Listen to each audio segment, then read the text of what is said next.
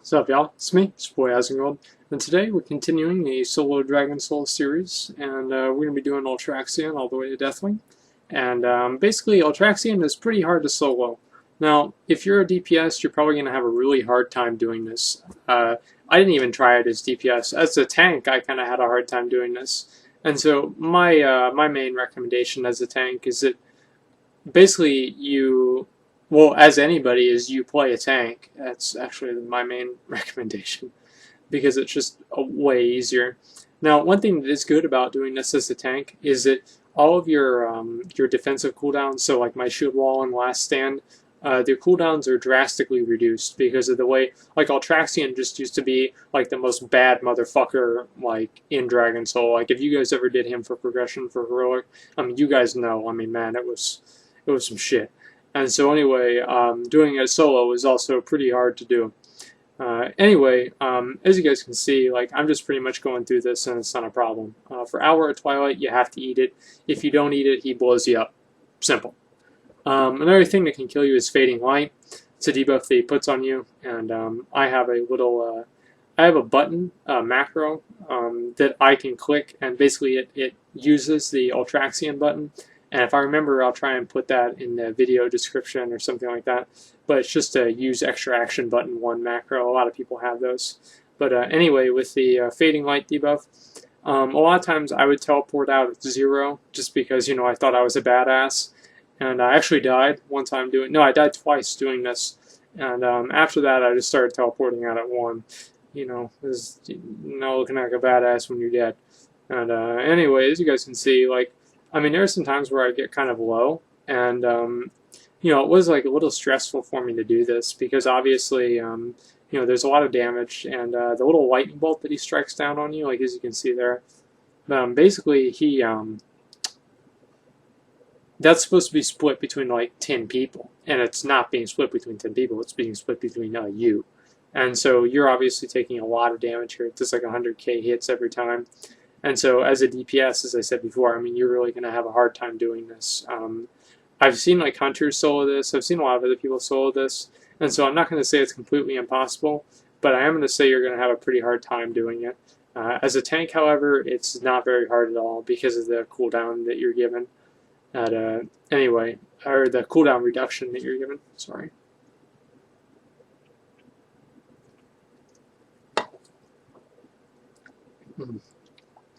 But anyway, as you guys can see, boss kind of takes a while, which is really kind of one of the most annoying parts of the fight, is actually sitting through and doing this entire fight.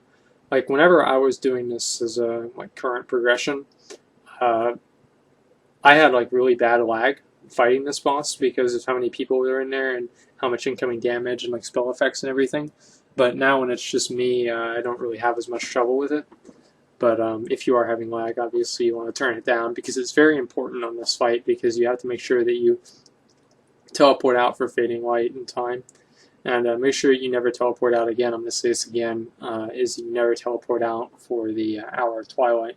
Because if you do, then obviously you're going to die. But that's actually pretty much it for this fight. Like, there's not really a whole lot to it. It's just kind of managing your cooldowns, and also he has a lot of health, and this boss was always like the big DPS check of the instance, and so it was like I don't remember, like Bale Rock was a DPS check of Firelands, Ultraxion was a DPS check of Dragon Soul, and so you do have to have pretty high damage. As you can see there, like, I got really fucking low, and I was a little worried, and I used Last Stand. As you can see, Last Stand is up. It's normally, I think it's a 2-minute cooldown, and or a 3-minute cooldown, and as you can see how fast it's coming back. It seems as I haven't sped up this video at all. I probably should have, but whatever. Anyway, not an inherently difficult fight, but because you have to, you know, like, worry about surviving and damage and doing Fading Light, it can be a lot to deal with, and so it's, you know, just a lot of micromanagement, but this one should not really be all that hard to do for any tank. But if you're not a tank, as I said before, you should go to your tank spec, because that is, you know, it's a lot easier. But I'm trying to see, like, what is the Enrage? It looks like I'm going to have about 1 minute left on the Enrage by the time the video's over, or the fight's over. And so obviously, you're not really going to have a whole lot of trouble doing this if you have pretty good gear. And the amount drops from this boss, the Experiment 12B. If anybody doesn't know what that looks like, in UBRS, the mount that Gyth or something like that, Glythe or something like that, that Warchief Rin Blackhand rides, the purplish dragon mount, that's actually what drops from this boss. And I actually had it drop from one of my groups, and I ninja'd it, and so I have that mount. It's a very rare mount. It's 1% mount, I think. I think it's actually rarer than 1%. I read, but I'm not really 100% sure. But anyway, if you see that mount drop, you're definitely very lucky, especially if you get it. And as you see there, those are the normal cooldowns, and they were a lot less whenever I was fighting, what's his name, Ultraxion. Now, for the gunship or whatever, yeah, gunship, this boss is really easy. Like, this is not even a big deal. The only real thing that you need to watch out for is kind of like keeping yourself alive through like Twilight Destruction and everything like that, Twilight Onslaught, excuse me. And also soaking enough of those little bolts that hit the Skyfire to where it doesn't blow it up. There's also a lot of ad micromanagement here. And so obviously you want to make sure that you're killing the two big ads that are on you and killing them quickly so they don't stack up a debuff, because each one stacks a different debuff on you. And you'll see that appear on my screen in just a minute. And basically you want to make sure that those debuffs don't get too high, because obviously, what's his name? What's the boss? War Master Blackhorn. Yeah, what the hell? War Master Blackhorn actually will reduce your armor to 0, and so if you go in there with 0 armor, or you get your armor reduced to 0, and you have these stacks, you're probably going to die. You also want to, as soon as these Twilight Drakes come up, you want to make sure that you kill those as quickly as possible. If you're a warrior and you charge to them, it'll put you right at the edge, and so one wrong move and you're going to fall right off. I read that if you killing spree or shadow step to them, it'll also throw you off, but I haven't really done this on my rogue.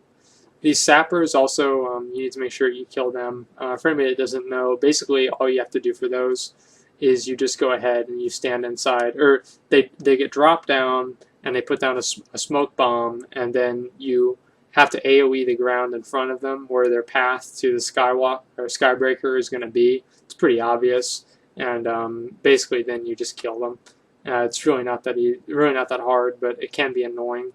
As you can see there, I charged and I was almost about to fall off, inches away from falling off. But as you can see there he popped up, and you just charge him and kill him. It's not even really that big of a deal, and you can let one hit. Like, there's actually surprisingly a lot of leeway here. Like, it's not like, oh, if you mess one little thing up, you're going to wipe. You've got to mess a couple of things up to wipe. But if the Skybreaker reaches 0 health, you do die. And so it is kind of annoying to do. And I actually didn't wipe on this one once. I just went in and did this one no problem. But there wasn't really a lot to worry about. That's why I said it's very easy. I remember back in Dragon's Soul, sometimes whenever I would get under these Slayers, they would just instantly kill me. I would just die. I wouldn't take anything from like my combat log or anything. And sappers can be stunned too, stunned and slowed. As you can see there, I stunned him there because I needed to get in that Twilight Onslaught. But little fun fact. Anyway, as you can see, the Twilight Assault Drakes, I'm just killing those. And the faster you kill those, the faster you kind of progress the fight to War Master. And it's just kind of making sure that you're doing damage to everything. As a melee class, this is pretty easy to do. As a caster, it's even easier. And as soon as War Master Blackhorn goes down, you pretty much want to focus on him. And, make sure as soon as... Well, you first want to make sure that all the ads are dead. But then you just focus, completely on him and just DPS him down. Now, there are 3 things that he does. Now, basically, Gariona, who's like his mount or whatever, which is a recolor, it's the Vicious Gladiator's Twilight Drake. But basically, it doesn't really, that's actually completely irrelevant. Basically, she's going to shoot down Twilight Blasts at you. And, what you do is, like, as with every single other Void Zone in the game, is you don't stand in it. It's pretty fucking simple.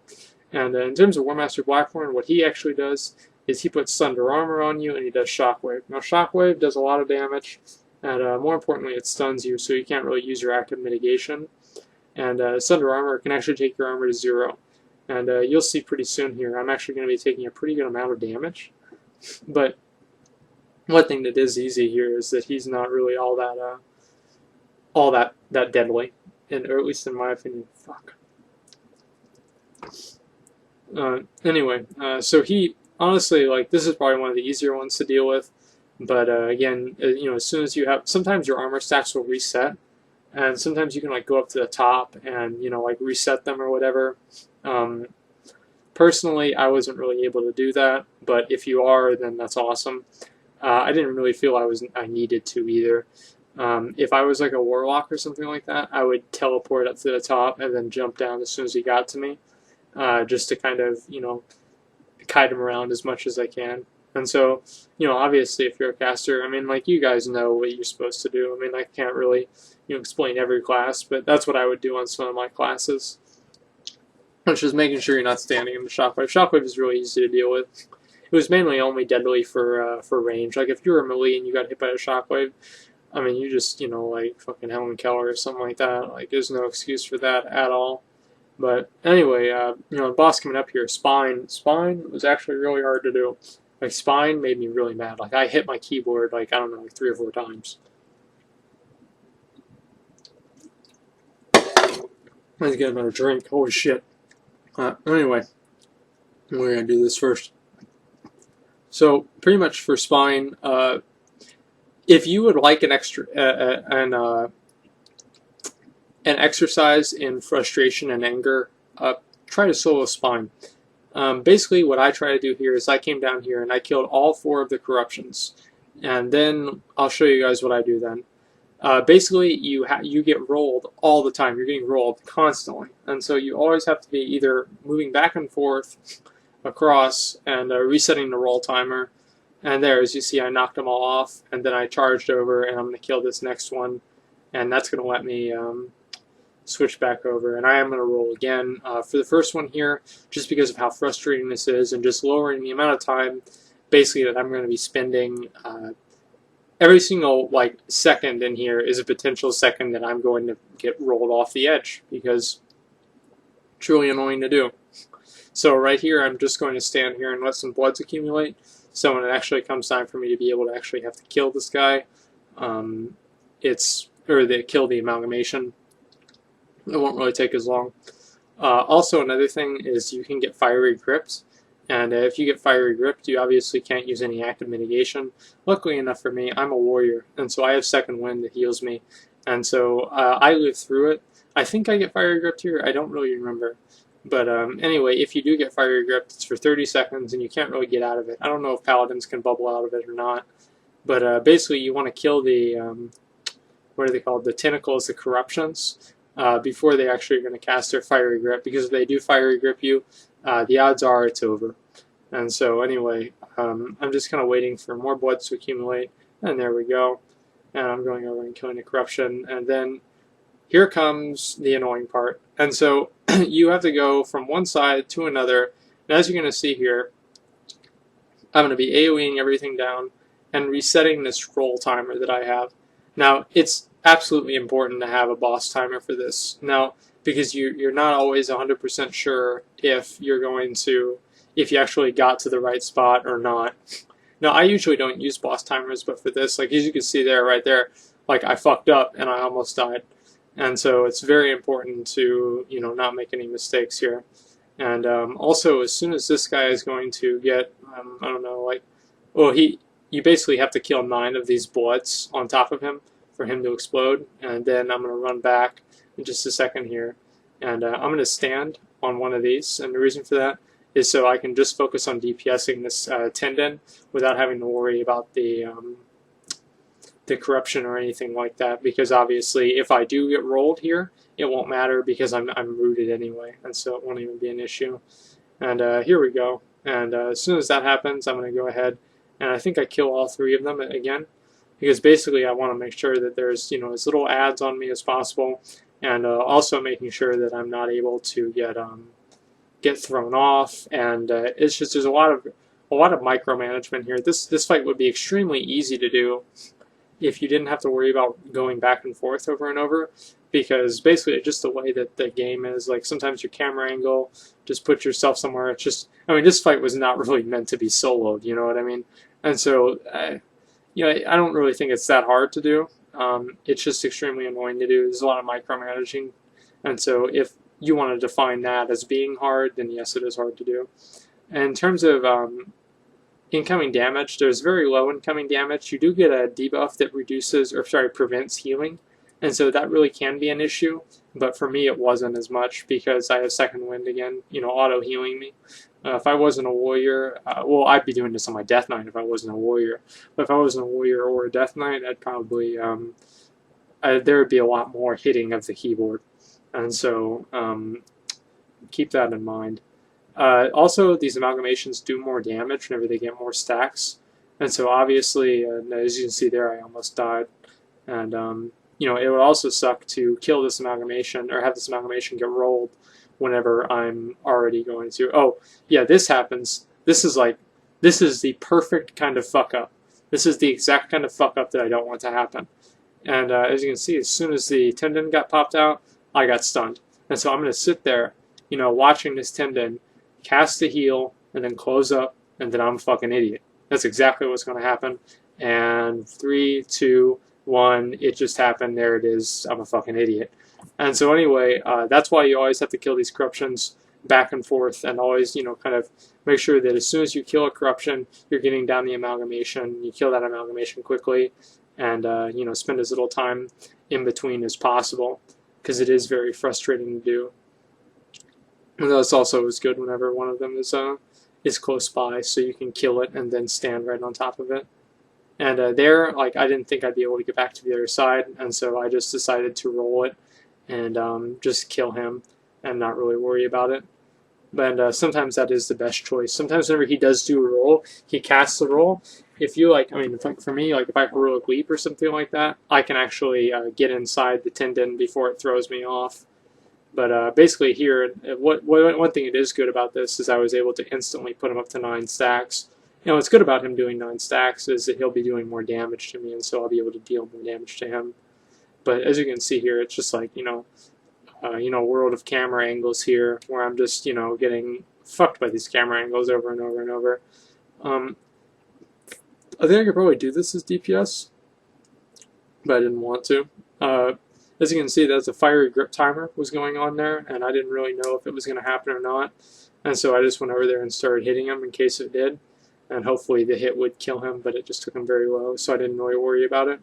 But anyway, as soon as he got nuclear blasted, I just go and I kill that corruption right then, because, you know, I don't want to have the same thing happen again. And then I get back rooted in while we cast roll, and it rolls off the amalgamation that I just broke off. And like at this point, like everything is just going so smoothly. Everything is just going just fine. And then basically, as you guys can see, I mean, there are a lot of bloods going on here. There's a lot of bloods, and bloods will keep spawning. It's kind of like a soft enrage.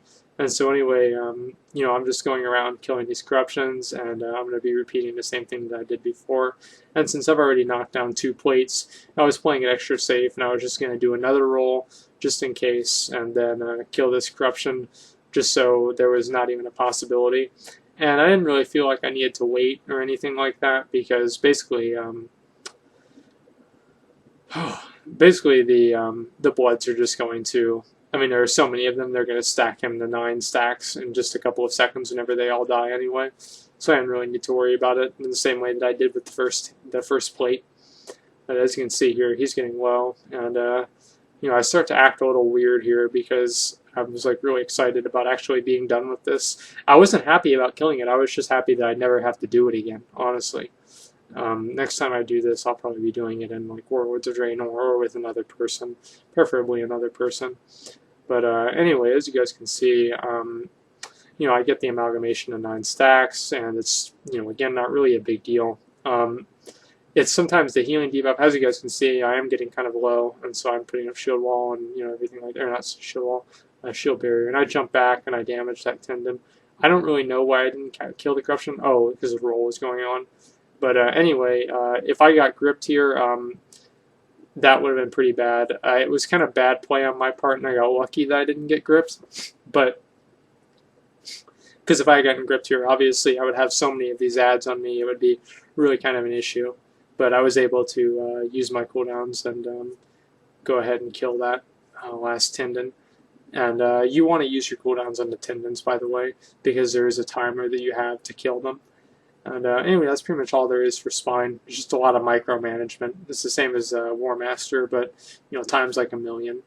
Now, I tried doing this as prot, and I just had a lot of trouble with it. And so I was just like, fuck it, I'm gonna do this as DPS. It's a lot easier. Like I one-shot this as DPS. It was not even a big deal. And I saw a video of a warrior actually soloing this on heroic as prot. And so it is possible to do. It's just an L2P situation on my part, and I just didn't want to go through and learn how to do that whole thing when oh, that happened too. You sometimes don't really want to charge. And anyway, you can do it as prot, but you're going to run into a lot of problems, and it would probably be better just to do this as DPS. Now he's going to do Impale on you, and as you can see, Impale will do a lot of damage, and I got very low there. I was like pretty worried at this point, but I knew it wouldn't really be that big of a deal because I know how much healing I can do.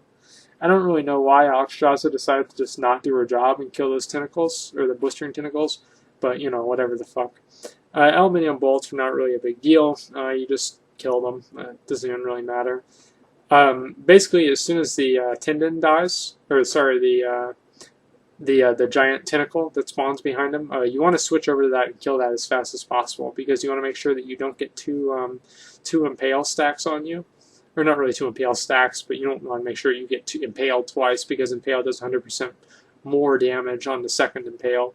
And so you want to watch out for that. And it's also good if you can kill him before hemorrhage, because that's whenever he spawns regenerating bloods. And regenerating bloods basically just give you all kinds of problems, and they cause more damage to you. And so for me as a warrior, it's easy to deal with. But there you go. It's Ultraxion not doing her job again, and not killing the ads that she's supposed to. But yeah, okay, yeah, she killed them all. As you can see, there's the tentacle that pops up, and I use cooldowns every single time one of these does impale on me, because obviously it would be kind of a stupid way to die, and so I go into defensive stance and pop shield wall and everything like that, and it really didn't really hard do much damage at all, and so it wasn't really that big of an issue. But at the same time, if you're not very well geared, you might want to make sure you use even more cooldowns. Now, each aspect gives a different ability. Now,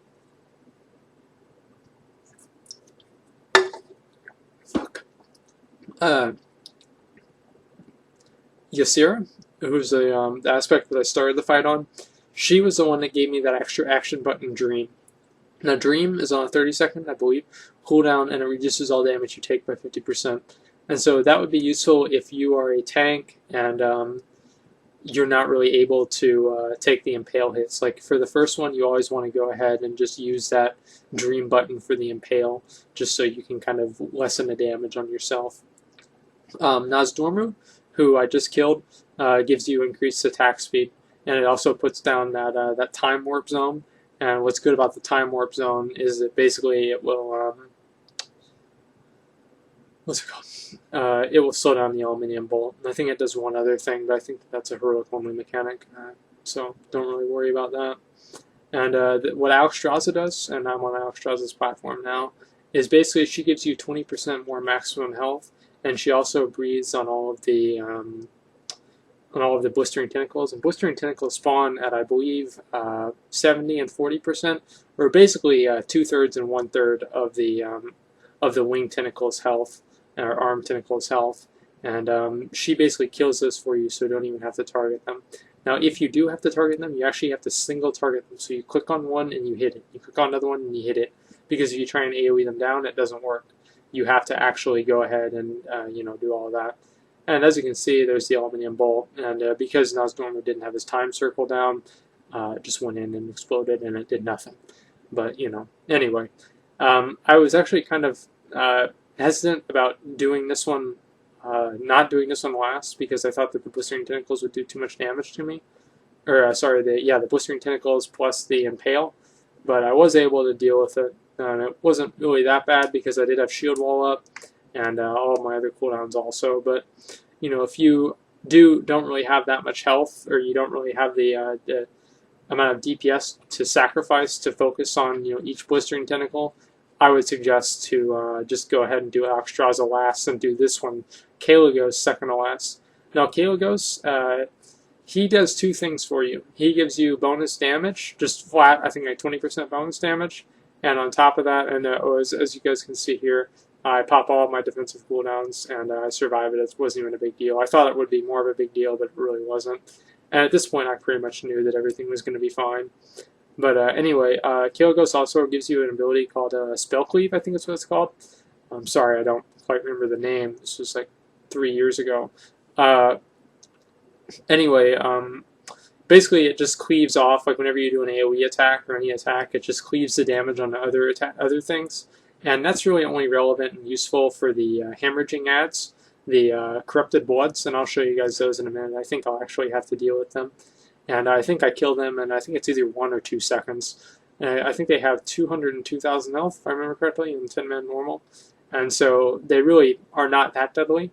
But at the same time, if you have a lot of other things that are coming in and doing damage to you, it could be more of an issue than usual. But as you can see here, I'm killing each blistering tentacle and using Victory Rush for each one because I know that I'll be taking a lot of damage in the last phase. And so anyway, the hemorrhage is about to happen. And instead of burning him down before the hemorrhage, I'm saving all of my cooldowns for the last phase. And I'm going to turn around and deal with the ads in just a second here. Now, I wasn't really sure exactly how... I think they actually even have less than 202,000 health. They're very easy to kill. As you can see there, it was really no big deal. And I just Blaze Stormed him down, and then I switched over to the Wing Tentacle, killed it, and as soon as you kill the tentacles, his head falls down at Ysera's platform. And then, like right here, I popped literally every fucking DPS cooldown I had, and I just demolished this guy. And honestly, like, that's pretty much my best advice, is just go in and just go big dick into Deathwing as soon as the last phase starts, and you won't have to worry about any of the mechanics. If these aluminium fragments will put a debuff on you called Shrapnel. Whenever Shrapnel is about to expire, hit all of your defensive cooldowns that you have because it'll just do extra damage to you. But you just want to focus on the boss mainly at that point. And honestly, that's pretty much it. Deathwing is pretty easy to solo, especially after the frustration of what the fuck's his name, Spine. And so it's because it's the same guy. But anyway, so that's pretty much it. I would say you need at least probably 560 item level to do this, but I'm sure that some people can do it with less if they're, very planned out and very skilled. So that's pretty much all there is. Thanks for watching, and like, comment, subscribe.